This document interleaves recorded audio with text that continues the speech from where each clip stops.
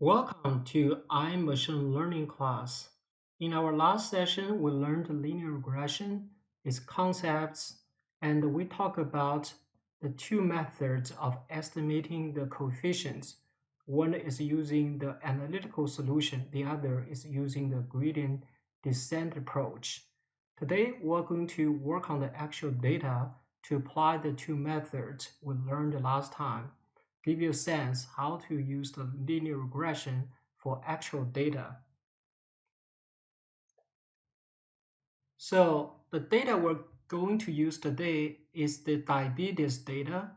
And here, if you go here, you can get the information from website where I get my data from. For your convenience, I already saved this data for your use. Here, let me first describe what the data about. There are in total 442 diabetes observations. Each observation is associated with one patient. At the initial time, establish a baseline where something like age, gender, BMI, blood pressure, and the six blood serum measurements S1, S2, all the way to S6 were made. So those 10 variables are our independent variables, also known as X variables. Then we have Y variable or response variable. In this case, the Y variable is the quantitative measure of disease progression 1 year later after baseline. And this snapshot gives you a sense of what the data looks like.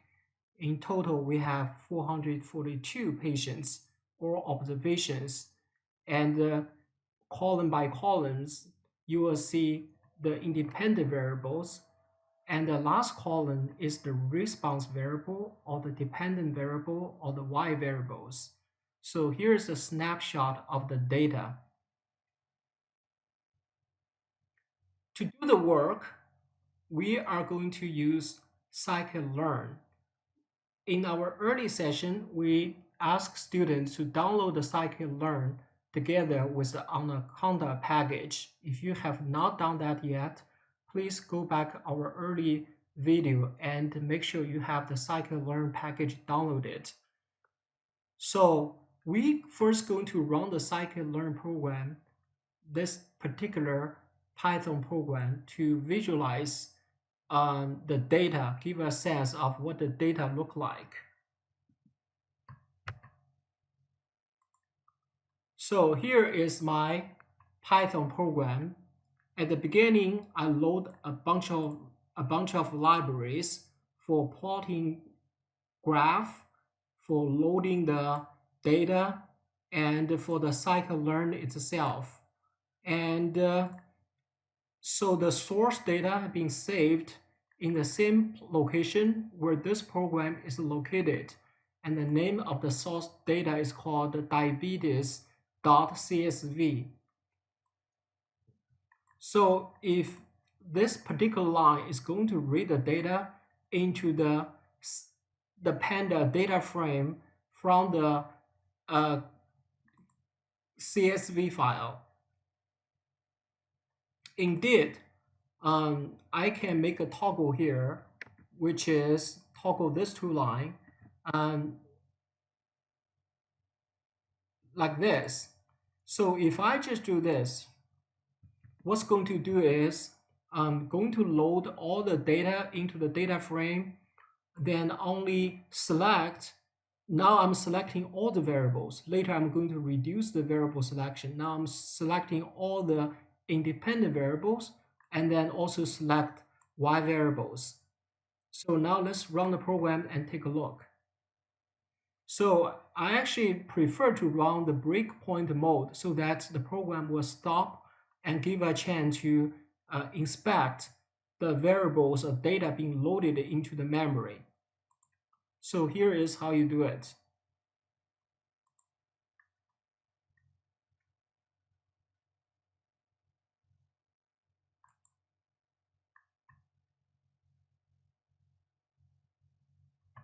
Click it a few times.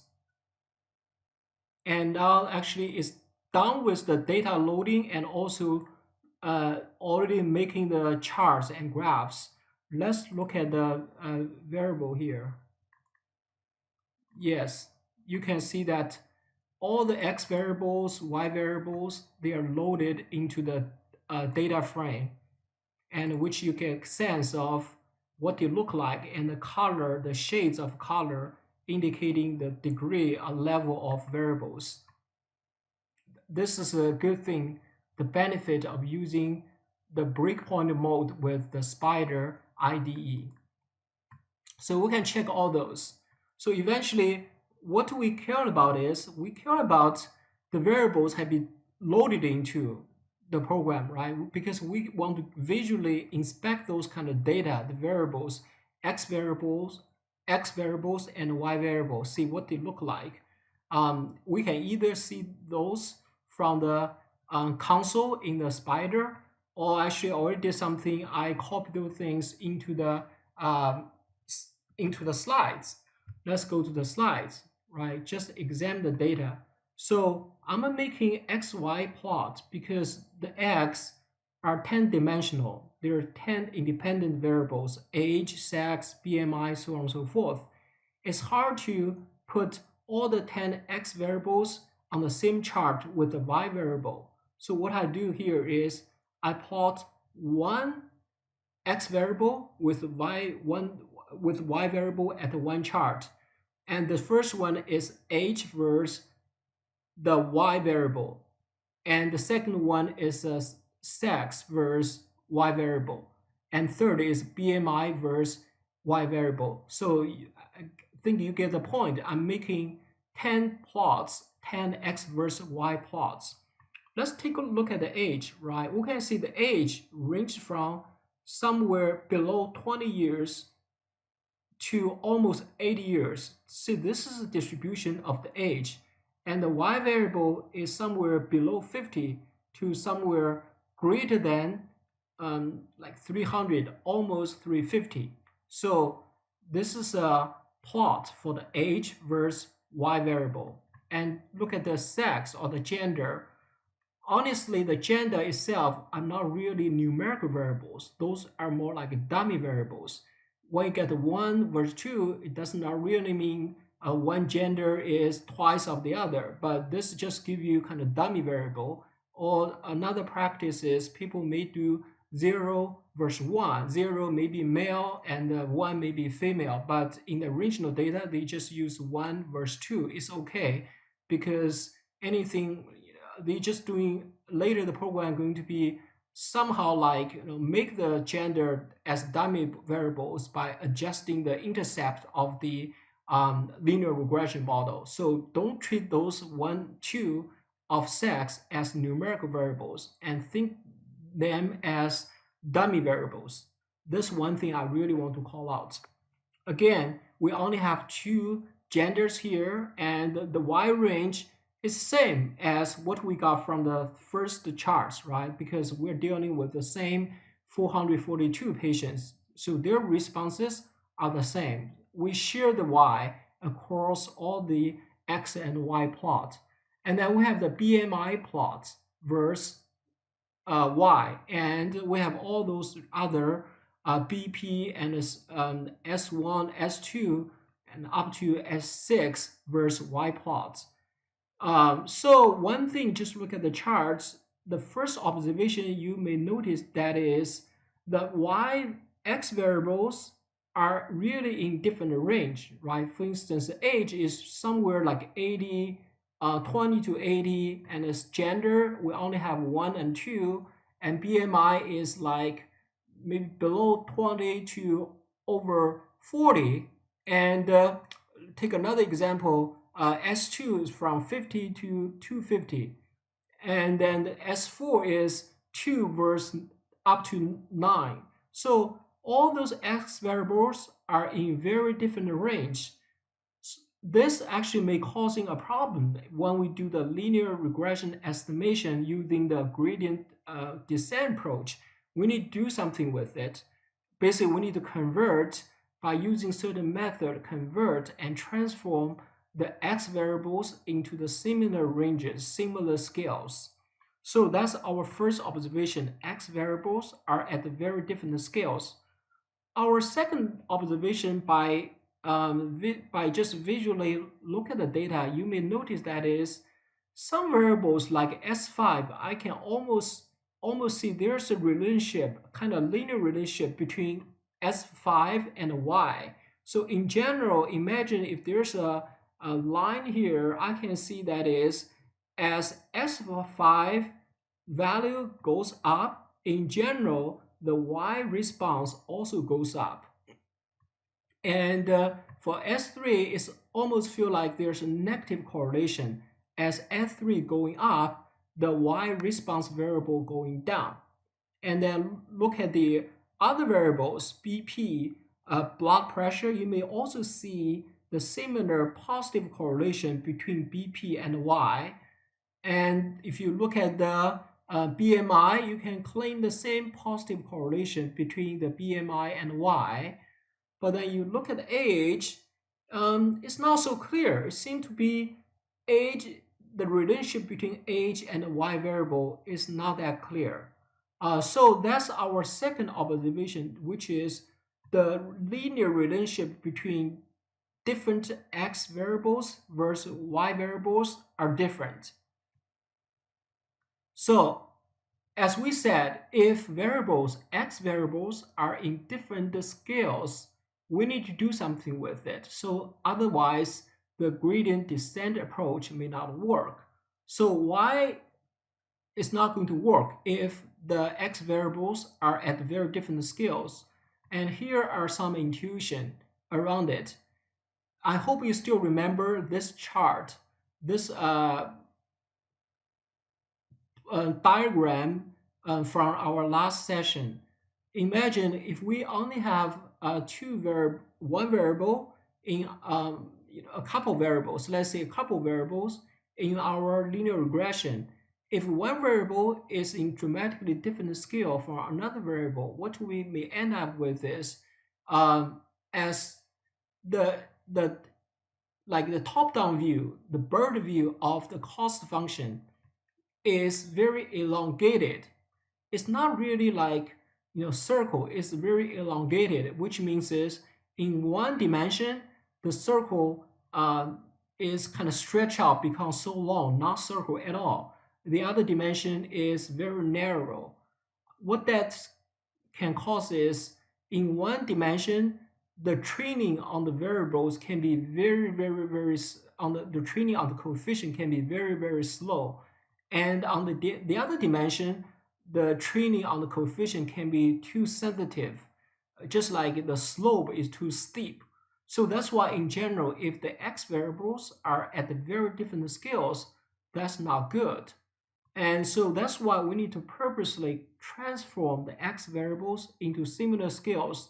They do not need to make a perfect circle, but at least they are in the range like 1 to 1, 1 to 3, or 1 to 4, something like that. You cannot have a range of one variable is in the range of 1 to 2, and the other variable is in the range of 1 to 200. That's just too much. So basically, you want to make the variables, X variables, in the similar scales. So that's why we need to do transformation on X variables. So how we do transformation? And we leverage the scikit-learns. Those actually the code is here. We leverage scikit-learns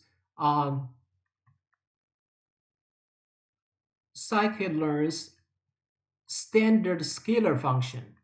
There are different scalars in scikit-learn. The standard scalar basically will make the data have average value or mean around 0, then kind of scale the variables down, so make the variables distributions like have variance 1, that kind of distribution. So at the outcome, the transformed X variables is more like a z-score in a sense. It's very similar to z-score in a sense. if you are familiar with the statistics concept of a z-score.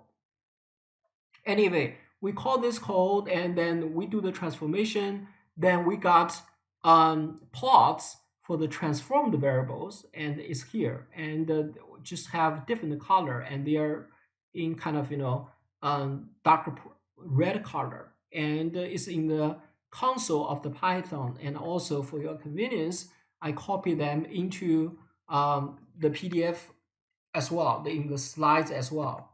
So now age is within the range of -2 and 2. Remember, this does not mean age is negative or age is only 2. This is just get age rescaled so that is in the range, the rescaled age variable got a range of -2 to 2.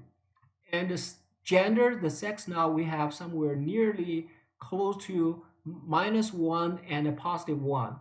And the BMI now is in the range of -2 and 3, and BP -2 to 3. And you can see that is now the scales of the variables after transformations become much closer, not as dramatic as the scale difference as we see in the original data. So this is a very desirable transformation that we want to have for the machine learning, particularly the gradient descent approach.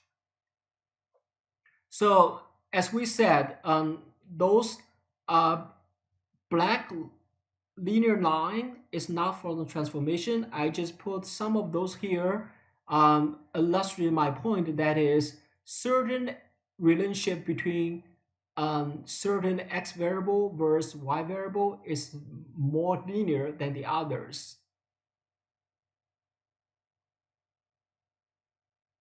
So with that, we're done with the data loading and data visual check and the data transformation. We're going to use the analytical approach to build a regression model, a linear regression model on the diabetes data. And a few things to call out before I go there. First thing is, when we build the model, when we train the model, we do not want to use all the data. Instead, we want to hold out a portion of data for testing. The reason of that is, if you use all the data to train the model, how you can tell whether your model can perform well when you have other real stuff for your model to predict. So we hold out probably 10% of the data for testing after the model is trained. Since we have 442 observations, we hold out 50 observations. That gives us something slightly over 10% for testing. So that's first thing to remember. Second thing is, so how we measure the model's performance, how to measure how good our prediction is. One metric people commonly use is called R squared. So what's R squared? In a very high level, R squared describes how good your prediction explains the variance of your y variable. So what do I mean by variance of y variable? First, think about it. If your y variable are uniform, means there's no variance, there's no difference. All the same values of very narrow range of changes for your y variables. Probably you do not even need to do any prediction. You know the y is almost like constant. There's no variance. But the solution is y always often varies. That's why you need a model to explain the variance of the y variable. You need to have a model to predict how the y is going to vary. And the percentage of your model's prediction that can explain the variance of the variation of y variable is called R squared. In general, the higher the R squared is better. See, if you got 100% or 1.0 R squared, that means this, your model has no prediction error. is perfect prediction. It matches exactly of the actual variance of y variable. And if you have 0, r squared means your model prediction is not good. It's like it does not really explains any variance, any variation of y variable. So there's a little bit more details about how r squared is numerically computed in the appendix. Let's have a quick look. So here it is. The idea again, if you read closely, is trying to just measure what the percentage of your model can explain the actual variance of y variable. And if you are trying to use geometry and convert the variance in kind of a area concept, and you kind of more like you are comparing the sum of areas, one versus the other. So just take a close look at your time, at your spare time. So in short, r squared higher in general means the model prediction is better. So this is the second thing you need to bear in mind for the linear regression, actually for any other prediction model in general. So then for our particular diabetes data and its linear regression model, we're going to select 5 x variables to build the model. We're selecting the sex, BMI, uh, blood pressure, S1 as S5 to predict Y. To do that, we run the second portion of the program, the Python program. Let's go. Since I set up breakpoints, so now the program has been holding here just before the execution of the analytical approach for estimating the linear regression's coefficients. Click here again. Now it works. Now the linear regression based on the analytical approach is done. And here are the outcome. And for your convenience, I also copied the outcome, the result from the linear regression, the first approach, analytical approach, into the slides. Let's take a look.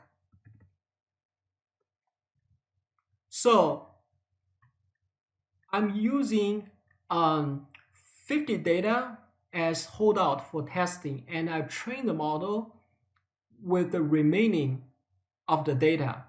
And with that, the model fitting or training suggests the y-intercept, or use the term from our previous class is b0 coefficient is 152 something, and we have 5 x variables, and correspondingly we have 5 coefficients just like those. And in the terms of our previous session, those are B1, B2, B3, B5, B6, and the y-intercept is B0. And the R square of this model, if we apply this model on the test data, it explains 71% of the explanation, explains 71% of the y variance. And since our model now have 5 variables and 5 x variables, 6 coefficients, it's difficult to plot them onto a two-dimensional chart. So what I'm doing here is I have a two-dimensional chart with actual value of y horizontally and the y variable of prediction vertically. So this is just for the test data. Since we hold out 50 data points, if you count, here shall have 50 points. So also I actually add a linear line almost like 45 degree. What I mean by 45 degree is if x is equal to 50, this horizontal dimension is 50 and the y dimension is also 50. And when the horizontal dimension is 100 and the um, vertical dimension is about 100, and when the horizontal dimension is 300 and vertical is also about 300. So this line actually represents the perfect r squared equal to 1.0 line. That means is at everywhere, if my y variable actual is exactly same as my y variable prediction, all the red dots should fall on those kind of 45 diagonal 45-degree diagonal black line, but they are not like that. Some are above the line, means there's some degree of over prediction. Some are below the line, means there's some under prediction. But overall, as we said, r squared is the measure. We got r squared of 0.71, means our model prediction explains 71% of the actual y variable changes. It's a decent amount of prediction power. So we just did the first method, use the analytical approach. Now we're going to use the second approach, the gradient descent approach, to build the model on the same data. So there are a few things, a few key selections we need to make before we go into that part. The first thing is in the scikit-learn package, when you do the gradient descent um, fitting, you need to specify the loss function. And here there are different choices of loss function in scikit-learn gradient descent method. And here we're choosing the square loss, and this cost function will be equivalent to what we did with the analytical solution. That's one thing. The second thing is there are a variable or parameter called ETA0, and we're setting it to a relatively small value to start with. What this value represents is the initial learning rate. Remember in our last session we mentioned about we need to keep adjust the coefficients from one iteration to the other, and that adjustment is based on the partial derivative of the cost function versus particular coefficient. But we're in front of that, we're applying certain learning rate to make that final amount of our coefficient adjustment. So this learning rate is start with 0.01, as scikit-learn has a function which is make the learning rate dynamic. There are different ways of making learning rate dynamic. We're choosing this inverse scaling, which means is as the learning rate will gradually decrease as we make progress, as we moving together to the optimal coefficients values. So learning rate start with 0.01 and it's getting smaller and smaller. And here are the intuitions why we need to do those, right? First of all, let's think about if we're now using a small learning rate, and we do not begin with a small learning rate, what's going to happen? So remember, this chart is from our last session, and we're just thinking about the one variable for now. And on the x dimension, we have coefficient b0, and vertically, the y dimension have a cost, right? Ideally, if the learning rate is right, and we're going to progress along the curve, as we adjust the b0 at the right amount, the cost will get smaller and smaller, eventually get the minimum amount of the cost, right? So this is the ideal scenario, and something like the red arrows path. So that's given have the appropriate learning rate to start with. But if we make the learning rate too big, we may end up something like the purple arrows. We start with B0 here, and we make the adjustment too much of the B0. We jump from left of the optimal b value, b0 value, to the right of the optimal b0 value.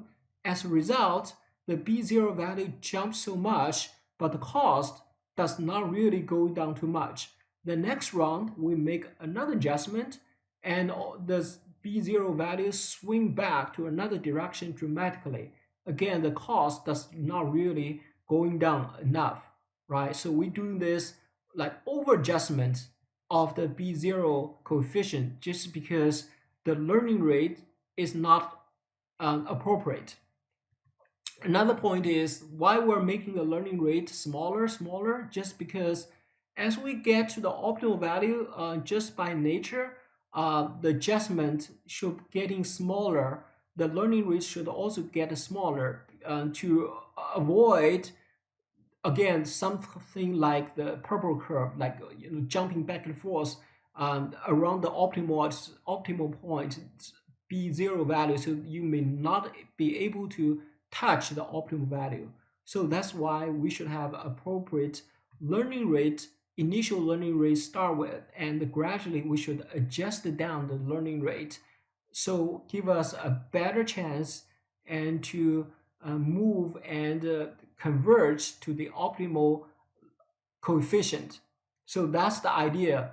Anyway, we need to um, be aware of these three key arguments or the key parameter when we're using the scikit-learn's gradient descendant optimizer or gradient descendant um, method to train a linear regression model. Now let's go back to the program, the third portion of the code.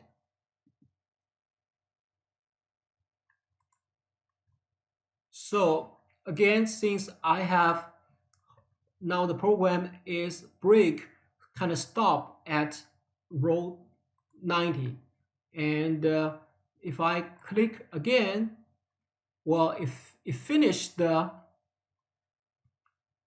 linear regression estimation with the different approach, with the gradient descent approach, and everything. You can see all the output, the coefficients here, right? For your convenience, and also copy the results into the slides. And here, take a look.